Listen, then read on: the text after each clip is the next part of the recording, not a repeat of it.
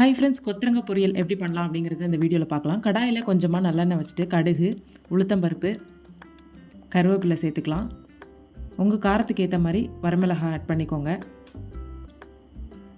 ஒரே ஒரு வெங்காயம் கட் பண்ணி வச்சுருக்கேன், அதையும் உள்ளே சேர்த்துக்கலாம்.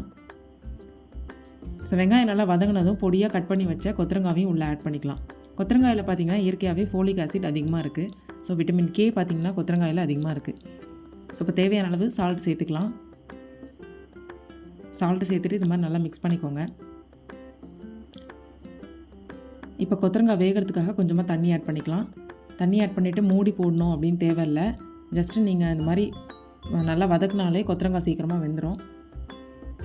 ஸோ கொத்தரங்காய் நல்லா வெந்துருச்சா அப்படின்னு செக் பண்ணிவிட்டு ஒரு 2 டேபிள் ஸ்பூன் பார்த்திங்கன்னா தேங்காய் வந்து ஃபைனலாக ஆட் பண்ணிக்கோங்க.